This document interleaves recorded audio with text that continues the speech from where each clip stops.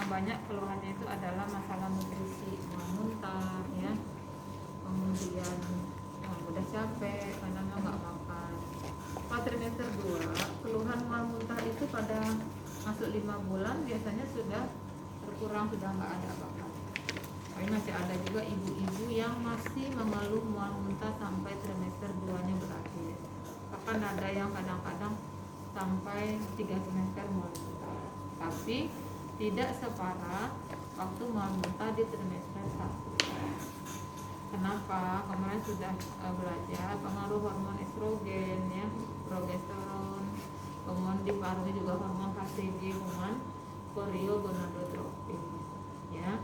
Kemudian setelah itu ya kita tanyakan keluhan lain, apakah ada keluhan, apakah dia memiliki penyakit-penyakit penyerta yang lain, darah tinggi dan sebagainya. Nanti itu ditanyakan sebelum dia berbaring. Baik ya, hari ini kita akan melakukan pemeriksaan fisik ya.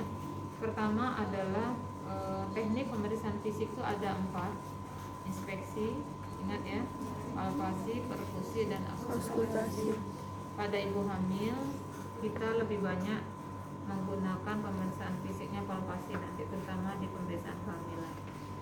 Baik, kita lihat yang pertama adalah rambut ya. Jadi ini karena dia tidak buka ya, rambut yang kita perhatikan adalah rontok apa tidak, kemudian warnanya apakah pirang, kemudian apakah teksturnya halus. Nah, ibu-ibu hamil yang kurang gizi kadang-kadang mudah terjadi rambutnya rontok, halus, dan bahkan warnanya agak sedikit pirang ya. Kemudian kita lihat wajah, apakah wajahnya pucat ya. Kemudian juga kita lihat apakah daerah wajah agak sembab atau udema. Karena pada pasien-pasien hamil banyak wajah ibu pucat karena memang anemia. Anemia itu masih banyak di Indonesia, masih lebih dari 40% ibu Indonesia itu yang anemia. Karena memang proses kehamilan ya, ini juga untuk kebutuhan janin dan nutrisi ibu mungkin kurang sehingga dia kekurangan eritrosit di dalam darah ya. Kemudian kita lihat ini di daerah sininya plasma gravidarum yang bercak-bercak coklat kehitaman, itu biasanya akne, jerawat dan sebagainya. Kemudian kita lihat ke atas ini konjungtiva. Ibu hamil kalau anemia kadang-kala konjungtivanya ikut juga warnanya merah pucat ya. Jadi yang normalnya kan merah muda ya. Kemudian kita lihat mulut, bibirnya apakah pucat, dalam ada enggak ini sejak hamil giginya berlubang? Ada. Nah, kemudian sering sakit gigi? Enggak. Karena kadang sama hamil itu banyak ibu hamil yang suka sakit gigi karena pengaruh pengambilan aptek kalsium oleh janin. Kemudian gusinya suka ada ini enggak, nodul-nodul kecil-kecil, kalau digosok atau ditekan tuh sering berdarah. Ya, itu namanya epulis ya. Itu karena ada sering muncul-muncul kan di gusi kita. Jadi kalau digosok berdarah, ya itu namanya epulis. Kamu coba mulutnya buka sedikit coba ya. Kita lihat ada berapa kariesnya selama hamil. Kemudian kebersihan mulut dan rambut. Kemudian kita langsung ke, kenapa kita tidak perlu periksa hidung dan sebagainya, karena ibu ini sehat, jadi kita nggak terlalu banyak. Kemudian leher, kita periksa apakah ada pembesaran tiroid ya. Tiroid itu pembesaran kelenjar tiroid pada ibu hamil terutama semester 3 itu bisa sampai 50% terjadi dan itu normal ya. Kemudian ada plasma atau tidak nih, ada hiperpigmen hitam-hitam lehernya kadang banyak ya. Kemudian kita palpasi. Yang pertama kita palpasi ya, limpa ini kadang-kadang kadang-kadang ada kayak kecil-kecil benjol-benjolan, nodul-nodul. Ini pada ibu-ibu hamil dengan penyakit infeksi paru, misalnya TBC, itu sering kadang-kadang ada limpa, atau takutnya ibunya pembesaran kelenjar getah bening. Telan, kita periksa kelenjar getah, telan sebenarnya. Ya, lagi. Nah, tidak ada pembesaran tiroid ya. Kemudian kita lanjut ke payudara. Payudara. Ya, pertama kita lihat payudara apakah membesar, ya, pasti membesar. Kemudian areolanya menghitam, nih. Kemudian kita lihat kondisi putingnya, apakah menonjol, datar atau terbenam, ya. Ini kayak agak datar ya, nggak terlalu menonjol dibanding phantom itu kan menonjol. Nah, ini agak datar. Nah, kemudian kita lihat ada dilatasi vena biru-biru di sini karena pembesaran payudara. Kemudian pelebaran vena, ya. Kemudian kita perhatikan ya kebersihan puting, apakah puting ini bersih. Kadang ibu-ibu di daerah ya mungkin dia banyak aktivitas, kadang putingnya kotor hitam ya. Kemudian kita lakukan palpasi ya. Nah, sambil searah jarum jam ya, kita lakukan palpasi searah jarum jam. Kemudian kalau nanti teraba ada nodul atau benjolan, kita pegang, kita rasakan, kemudian kita gerakkan. Kalau nanti dia mobile atau bergerak, ya ini artinya tumor biasa. Tapi kalau misalnya dia batasnya tidak jelas, kemudian tidak bisa digerakkan, kita curiga takutnya dia lebih ke arah keganasan ya. Ini kemudian nyeri nggak saat kita tekan payudaranya ya. Nah, ini kita raba sampai seluruh payudara. Kemudian kita cek apakah kolostrum sudah keluar, terutama pada ibu yang sudah lebih dari 20 minggu hamilnya.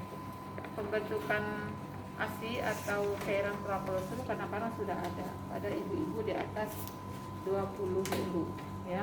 Ini kita taruh tangan dua, jempol sama telunjuk, kita masukin ke dalam, tekan ke dalam, kemudian kita tarik ke samping, baru kita pencet ya. Nanti kalau ada air putih bening ya berarti dia sudah punya cairan ASI-nya, artinya payudara sudah siap. Nah, kalau belum, tergantung ibunya, kadang ada yang sudah 35 minggu baru ada yang dari awal sudah ada. Nah, kalau nggak ada juga sampai persalinan, memang agak merepotkan juga ibunya. Nanti begitu lahir ASI-nya belum ada juga. Nah, ini proses yang butuh proses yang lebih ekstra untuk ibunya untuk berjuang melakukan ASI eksklusif. Karena memang kalau ASI nggak ada kan butuh rangsangan dari bayi nanti. Ya. Kemudian kita lakukan auskultasi. Kita auskultasi paru dan jantung ya, suara paru, suara jantung ya. Kemudian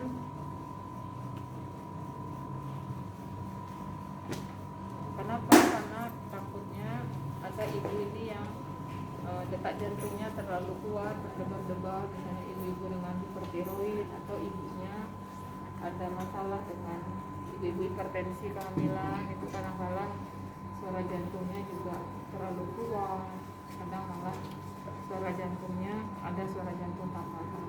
Ini kalau dari awal dideteksi biasanya kita bisa lebih sering observasi dia, jadi ingatkan ibunya mungkin jangan terlalu stres dan sebagainya. Kemudian kita palpasi abdomen ya. Kita palpasi abdomen ya. Pertama yang kita lihat di abdomen itu adalah bentuknya cembung, kemudian ada tidak luka operasi SC, biasanya di daerah di atas sintesis pubis biasanya melintang ya. Luka SC jarang ya membujur ya, kelihatan melintang di atas sintesis.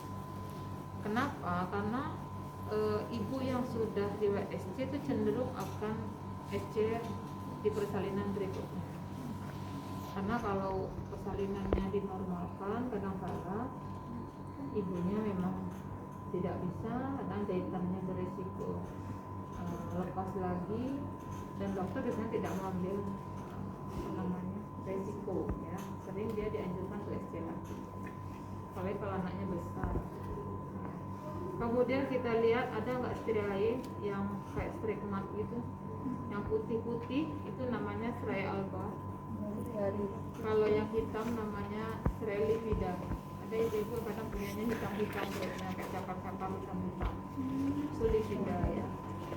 Atau ada striae yang ada yang kayak ungu gitu ya, yang ungu itu yang biru-biru itu biasanya penyakit metabolik ya. Kemudian ada linea nigra, garis hitam ya, lurus biasanya. Linea nigra ini biasanya karena peningkatan hormon juga, jadi nanti ada garis itu menandakan nanti ibu hamil ya. Kemudian kita langsung lakukan auskultasi ya. Karena di abdomen itu auskultasi yang kedua ya.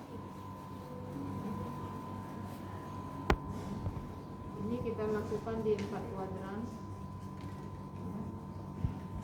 Nanti silakan siapa ibu datang ke kita ibunya mencret atau ibunya tidak BAB, karena ibu hamil rata-rata keluhannya konstipasi ya, apalagi pada trimester akhir dia sering konstipasi, biasanya sehari BAB 2 kali, sekarang 2 hari sekali baru BAB ya.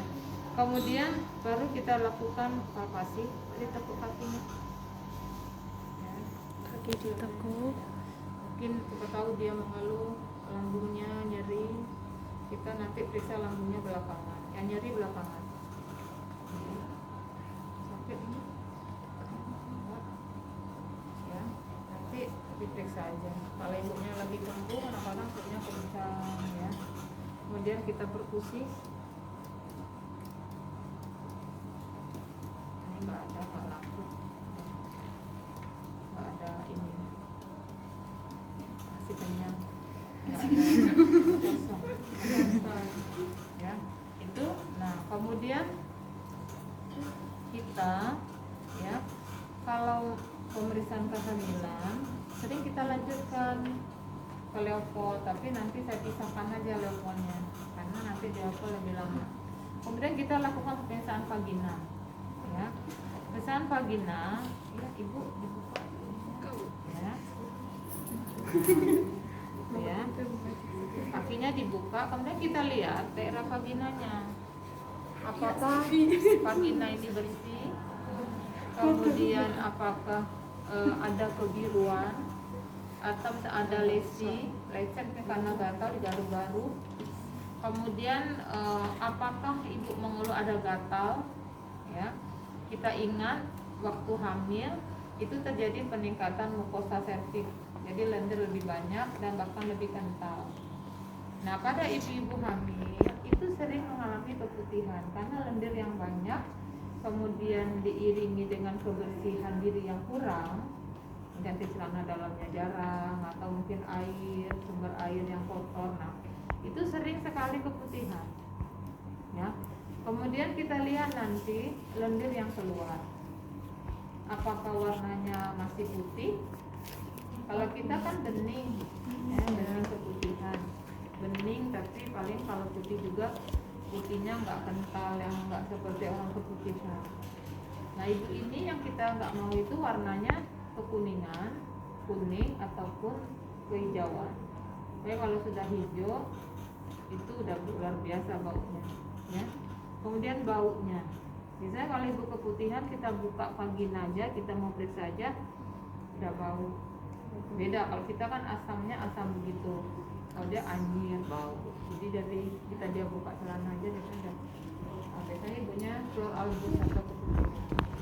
Nah kemudian kita lihat ya, kita buka vagina, kita buka labia nih, kita lihat varises enggak vaginanya. Kalau vaginanya varises, ada pembuluh darah biru-biru itu ada di sepanjang dalam vagina, nah itu pasien tidak boleh persalinan normal, karena nanti begitu dia mengedar, pembuluh darah itu tambah besar dan itu bisa pecah, bisa berdarahan, dan itu repot kerjanya. Jadi itu yang kita lihat, varises vagina ini kadang ada di beberapa perempuan, ya. Nah kemudian kita masuk ke dalam, ya kita boleh saja lakukan pemeriksaan darah kalau memang ibunya ada indikasi untuk kita periksa darah. Misalnya kita lihat ibu ini udah mengeluh keluar darah bercampur lendir, dia bilang perutnya udah mules-mules, berarti jangan-jangan dia udah mau bersalin. Nah kita masukkan tangan, ya kita PT kayak pelajaran di Mempili sana, masukkan tangan dua, satu dulu, kemudian masuk dua, baru kita lihat udah ada pembukaan belum. Tapi kalau dia hanya mengeluh ke kita keputihan, kalau rasanya sudah kelihatan di dalam di vagina luarnya sudah kelihatan, kenapa harus kita periksa lagi dalam? Karena sekali kita periksa dalam itu ada kontraksi di uterus ibu. Nah itu yang kita hindari. Kalau dia hamil masih muda, itu nggak kita anjurkan untuk periksa dalam, apalagi sering, itu nggak dianjurkan. Tapi kalau dia udah mengeluh ada nyeri-nyeri abdomen, ada nyerinya seperti persalinan, ada lendir bercampur darah, untuk memastikan apa ada pembukaan atau tidak, atau dilatasi serviks atau tidak, kita harus periksa dalam, ya. Tapi dengan cara ya kita lihat dulu ibunya, kalau masih kontraksi perutnya kita istirahat, kalau perutnya lagi nggak kontraksi kita PT. Begitu ada kontraksi kita tahan dulu di dalam tangan kita, tunggu dia dulu baru kita periksa. Jangan kita paksakan dia merasa perutnya kencang terus kita terus PT, tambah nanti kencang dan dia juga tidak nyaman, ya. Sudah, kemudian kita lanjutkan ke kaki, ya. Kaki yang kita lihat ini ada udem atau tidak, ya. Pada ibu-ibu hipertensi tadi saya bilang, apalagi preeklamsi berat, ibu-ibu hamil yang biasa pun banyak yang kakinya bengkak. Kalau pada ibu hamil normal, kaki bengkak itu hal fisiologis karena adanya tahanan, ya, ibunya sering berdiri atau banyak duduk, itu aliran darahnya ke bawah, sehingga venous return-nya, aliran darah balik venanya lambat ke atas, sehingga darah berkumpul di bawah, dan ibunya jarang meninggikan kakinya, elevasi kakinya jarang, sehingga dia banyak buka-buka kakinya. Jadi kalau dia malam-malam dia tinggikan, paginya akan hilang sedikit. Nah itu normal. Yang kedua karena faktor hemodilusi. Pada ibu hamil mudah bengkak itu karena pengenceran darahnya lebih tinggi, sehingga kalau dia lebih encer darahnya, itu lebih mudah dia masuk ke pembuluh darah yang menuju aliran di bawah, jadi mudah. Nah kemudian ada, karena kita hamil ini kan ada penjepitan di daerah tulang panggul, ada vena, itu kan terjepit dengan kondisi janin. Nah itu kadang-kadang aliran darah juga ikut melambat, sehingga baliknya lambat, kemudian yang ke bawahnya lebih cepat. Itu proses terjadinya udem fisiologis. Pada ibu yang hipertensi, di samping dia mudah, dia juga sudah hipertensi. Karena pada faktor-faktor pasien preeklamsi atau apa, ini mudah sekali terjadi udem pada ekstremitas. Kalau sudah udem kita lihat, nanti kita ukur derajat udemnya. Nih kita tekan pakai ini, kemudian kita ukur, ya. Kalau nanti kedalamannya itu ditekan tidak bisa kita tentukan, dia langsung kembali lagi, tidak jeblok ke tangan kita juga ini derajat 1 udem, tidak ada yang batas ini. Kemudian kalau dia ditekan kemudian derajatnya setengah atau 0,4 mili, itu derajat 2. Kalau kita tekan setengah ke 0,6 mili sampai 1 mili derajat 3. Kalau lebih dari 1 cm nih jeblok banget ya, itu derajat 4. Ya, itu yang kita ini. Kemudian kita lihat kuku kaki, pakai pucat, ya, ujung-ujung kakinya. Kalau dia sampingnya rendah, dia kadang-kadang pucat semua sampai kaki-kakinya. Kemudian kita lihat ini di pena, apakah ada varises pena di sini kita lihat. Ya, nanti biasanya kelihatan hijau-hijau ya. Kemudian ya kita tanyakan ke ibunya apakah sering kesemutan kalau sudah duduk atau nyeri kaki ya, itu kan sering pada ibu hamil sehingga dia sering nggak kuat, mudah kesemutan. Nah itu ditanyakan. Nah kita periksa refleks patella ya. Refleks patella ini berguna untuk ibu hamil, terutama ibu-ibu dengan preeklamsia. Itu kalau dia kejang ya, ini refleks patella biasanya meningkat ya. Dilemesin aja, lemesin. Ya. Jadi refleks itu normalnya positif 2 ya. Jadi kalau dia 1 berarti hipoaktif, kalau dia 3-4 berarti dia hiperaktif, kalau dia ada renjakan dapronus berarti dia positif 4. Sudah kita tutup, nanti ada. Sampai di sini ada pertanyaan? Sudah selesai untuk misalnya fisik. Oke, stop dulu videonya.